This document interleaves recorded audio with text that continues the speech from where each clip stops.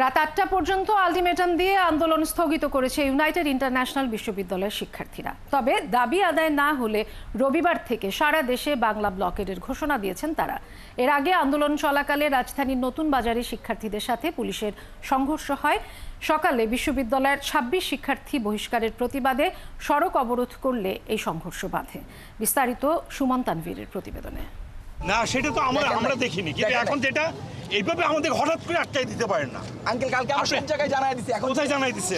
শনিবার সকালটা এভাবেই শুরু হয় প্রগতি সারণীতে নিয়মিত যাতায়াত করা যাত্রীদের।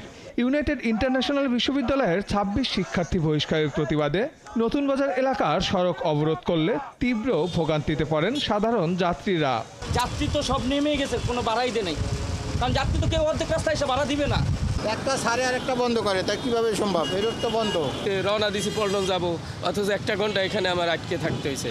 এখন এই হাঁটা শুরু করছি, কত দূর যাওয়া যায়। আমিও সহমত জানাই করুক, কিন্তু রাস্তা আটকায় এটা করা ঠিক না, কারণ রোগী থাকতে পারে, অ্যাম্বুলেন্স থাকতে পারে, পাশে করুক। ছাত্ররা বর্তমান যা করতেছে এটা দেশের জন্য ক্ষতি হইতেছে। পুলিশ বারবার বুঝিয়েও শিক্ষার্থীদের রাস্তা থেকে সরাতে ব্যর্থ হয়। এরপরই বল প্রয়োগে যায় পুলিশ।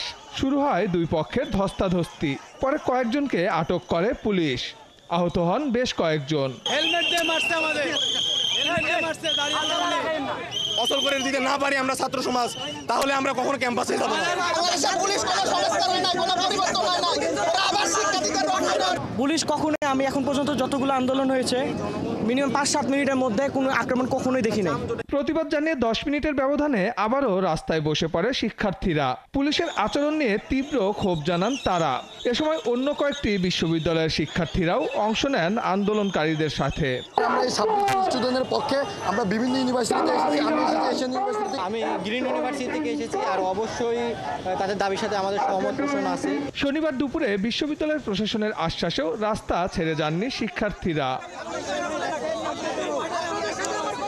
এ সময় বহিষ্কারাদেশ প্রত্যাহার সহ ৫ দফা দাবি না মানলে রবিবার ঢাকা ব্লকেডের হুঁশিয়ারি দেন তারা।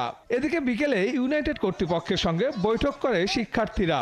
তাদের পক্ষ থেকে জানানো হয় যে ২৬ জনকে বহিষ্কার করা হয়েছে তাদের ছাত্রত্ব ফিরিয়ে দিতে হবে। আমরা বর্তমানে চাচ্ছি আমাদের ২৬ জন ছাত্রের যে বহিষ্কারাদেশ আছে এটাকে নিঃশর্তভাবে প্রত্যাহার করতে হবে। সুমন তানভীর, ৭১, ঢাকা।